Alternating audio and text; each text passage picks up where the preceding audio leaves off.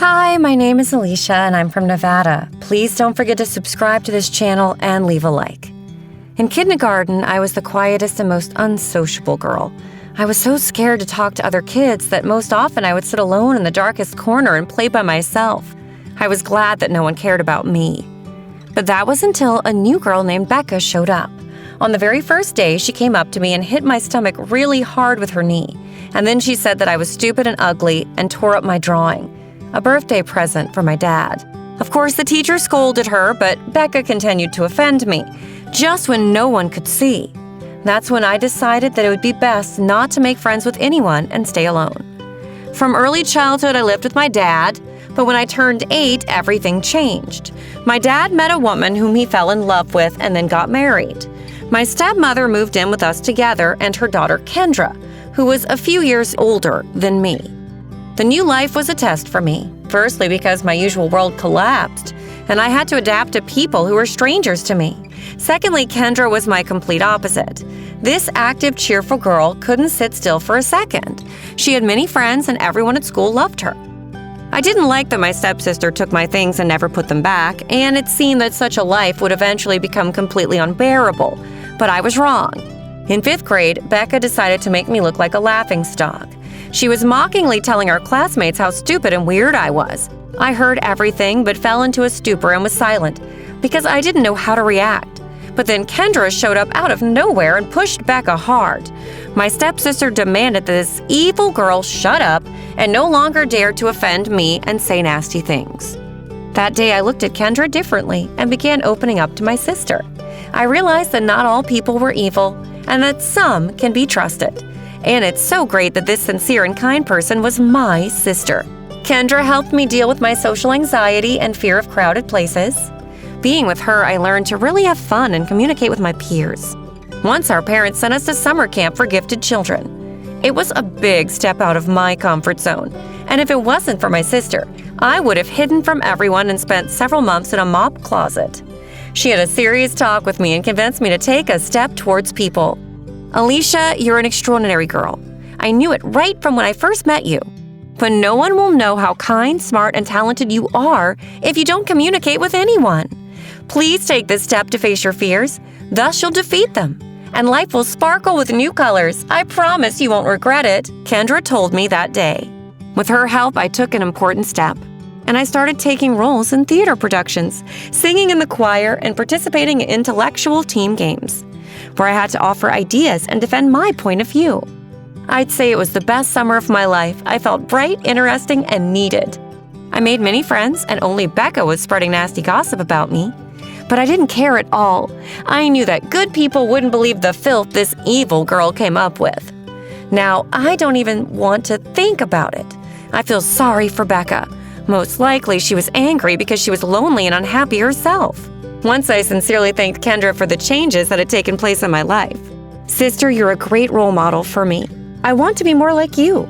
Feels like you're afraid of nothing, I said sincerely. Alicia, you just don't know me that well yet. I'm a terrible coward. I'm terrified of airplanes, giant spiders, and the smell of your dad's socks when he takes off his shoes after work. Kendra laughed in response. I adore her sense of humor and unusual vision in any situation. When we returned from the camp, there was a surprise waiting for me. My stepmom signed Kendra and me up for a talent contest, but I didn't feel ready to go on stage and sing. My sister will do great, and I have no chance. I wouldn't be able to even open my mouth. I'll embarrass myself for the rest of my life, I thought to myself. All my old issues, which I forgot about at the camp, were dancing around in my head and evoking fright. When I thought about what was ahead of me, fear chained my body and I was losing control over it. Ironically, my name was first on the list of performers. Therefore, the show began with my appearance on stage, and I didn't have time to prepare mentally. But when I approached the microphone, something changed in me. I exhaled, closed my eyes, and began to sing. I felt like I was in another dimension from where my voice sounded. It was as if I put the audience into that extraordinary world of dreams where I was myself. When I finished singing and opened my eyes, I saw tears on people's faces and heard dead silence. But in a moment, people began to jump up from their seats, applauding loudly and shouting, "Bravo!" Behind the curtain, my dad and stepmother began to congratulate me, hug and kiss me. They didn't expect such a success. Alicia, baby, you surprised us so much. What a minx you are, hiding your talent from us. A great future awaits you, my stepmother told me. To my surprise, only Kendra didn't congratulate me. She stared tensely before her and nervously fiddled with the hem of her dress. She had to go up on stage next. And it was a real sensation, in the saddest sense of the word. Kendra was so out of tune that the audience and judges began to speak loudly, even while she was still performing. And in the end, they booed my sister and asked her to shut up already. "Get her off the stage! My ears are bleeding! When will this vile buzzing finally stop?" People shouted from the audience. Kendra dropped the microphone, ran backstage, and cried loudly on my stepmother's shoulder. When I approached to cheer and comfort her, my sister hissed angrily at me in a voice that was not her own. "Don't you dare come near me, you idiot!" Then I thought that Kendra said these words in a heat of passion and didn't take offense to them. I expected that my dear, kind, friendly sister would be the same as before after a while. But I was wrong. After her tremendous failure, Kendra stopped talking to me. For some reason, she thought that I stole her success. And when my parents praised me, she rolled her eyes and went to her room, slamming the door loudly. At school, my sister started hanging out with that same Becca she used to protect me from. Together, they spread dirty rumors about me, and it hurt me a lot. It was hard for me to accept that my relationship with Kendra was lost. One evening, I accidentally overheard Kendra video chatting with Becca. They decided to mock me and write a fake note from the most popular boy in school, supposedly addressed to me, saying he loves me, wants to date me, and blah, blah, blah. I was sad, and I skipped a few classes the next day. I hid in the school botanical garden and watched my favorite MSP videos, not to see my sister. But Becca found me anyway and tried to pass me the note. They decided to carry out their cunning plan. But I knew everything about their cruel idea and didn't even touch their letter. "Becca, why are you putting ideas into Kendra's head and ruining my relationship with my sister? Causing pain to others won't solve your own problems. You'll only get more confused in life," I honestly told the girl who'd been scheming against me since kindergarten. I also sincerely added, addressing Kendra, "Sis, parents love us both. They don't think someone is better or worse. Your envy is motiveless. You're a very gifted girl, just in a different way. And if I had envied you from the very beginning, I would have never got on stage in my life and would still be hiding from people in a mop closet. And you inspired me to help me deal with my fears." My words didn't move Kendra at all. She behaved the same way and continued to whisper something to Becca during breaks, looking at me angrily. In high school, my parents gave my sister and I a gift.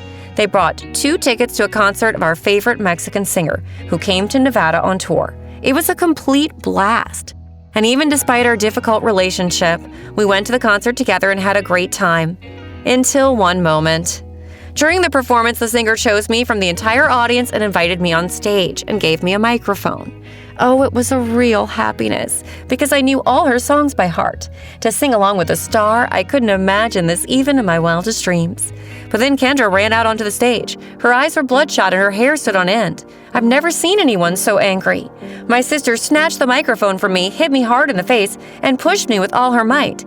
So much so that I flew off the stage head over heels. The last thing my fading consciousness remembered were spotlights and people's faces distorted with horror. I woke up in a hospital. My worried dad and stepmom were near me. Kendra was standing a little further away. She sobbed loudly and covered her tear-stained face with her hands. "Alicia, baby, how are you?" Dad asked worriedly. I had a terrible headache, but it was nothing compared to the fact that I could not feel my legs. I became hysterical and the doctor injected me with a large dose of sedative. It turned out that when falling, I didn't just get a concussion, but I damaged an important nerve, and a week later I was brought home from the hospital in a wheelchair. Kendra followed me like a shadow, but I couldn't look at her. I didn't need her apology. How could I forgive the person who ruined my life? I felt like the most miserable person, and I didn't want to communicate with people. But I made an effort and kept studying at a regular school and was shocked. All my friends and classmates really supported me and helped me cope with my personal tragedy. And very soon I got used to it, and at times was even forgetting about my misfortune. As the numerous competitions winner, I was nominated to represent the state in a musical television project called America's Voice, and it was a big surprise for me.